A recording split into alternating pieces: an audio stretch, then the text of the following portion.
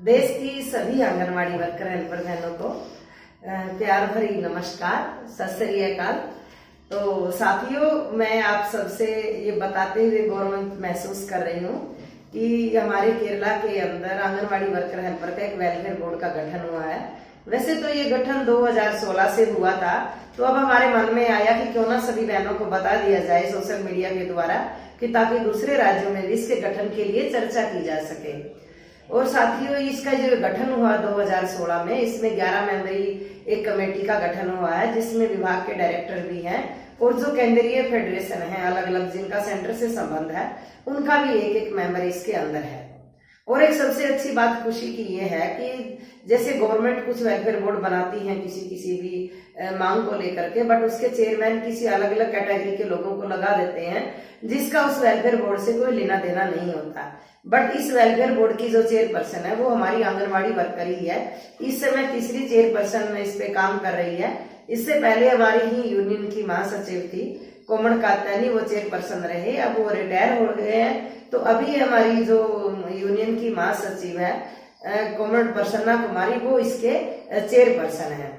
और इसके साथ साथ सबसे अच्छी बात ये है कि साथियों कि अगर हमारे कुछ डायरेक्टोरेट की कुछ लेवल के कुछ मुद्दे भी हों तो उसका मेंबर भी डायरेक्टर भी है, जो वो भी उस बोर्ड के मेंबर हैं। और इससे जो हमें बेनिफिट्स मिलते हैं उसमें एक तो दूसरा तो ये है साथियों कि हमारे आंगनवाड़ी वर्कर हेल्पर के जो बच्चे हायर एजुकेशन के लिए जाते हैं, तो 10वीं 11वीं 12वीं में जब वो बच्चे पढ़ते हैं तो उनको 5,000 रुपये महीना है जो हर बच्चे को स्कॉलरशिप के रूप में इस बोर्ड से दिया जाता है।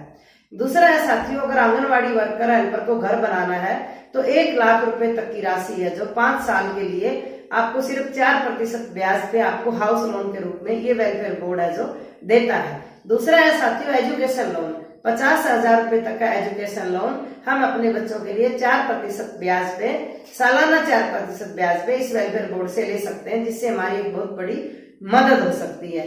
एक साथियों है कि पेंशन की जो पॉलिसी है, जो आंगनवाड़ी वर्कर हेल्पर रिटायर होने के बाद जो पेंशन पॉलिसी है वो भी केरला राज्य के अंदर ही है और वेलफेयर बोर्ड के अधीन ही उसका सारा जो पॉलिसी है उसके अधीन काम करती है।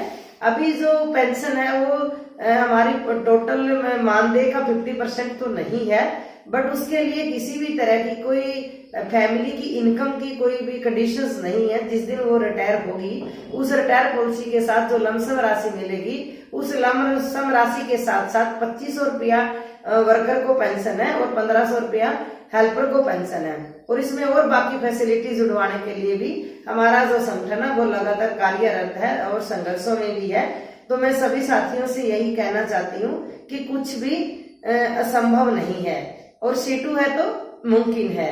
तो ये भी हमें कहने से कोई हिचक नहीं है, क्योंकि अलग अलग जो कीर्तिमान स्थापित किए हैं अलग अलग राज्यों के अंदर, वो हमने CI2 के झंडे के नीचे ही संघर्ष करके वो कीर्तिमान स्थापित किए हैं। वो हम किसी भी राज्य को लेकर एक नई जो बात होगी वो आपसे जरूर शेयर करेंगे। आज के लिए मैंने आप सबको ये वेलफेयर बोर्ड का जानकारी देने के लिए आज का एक छोटा सा क्लिप आप लोगों के लिए तैयार किया है, ताकि मेरे देश की पूरी आंगनवाड़ी वर्कर हेल्पर इस हमारी प्राप्ति के बारे में जान सके, हमारे संगठन के कीर्तिमान के बारे में जान सके और अपने अपने राज्यों के अंदर एक ऐसे आंदोलन खड़े करके इस असंभव को संभव बनाएं और अपने अपने राज्यों में वेलफेयर बोर्ड की मांग को लेकर के आंदोलन में जाएं। सभी साथियों का धन्यवाद। इनकलाब जिंदाबाद।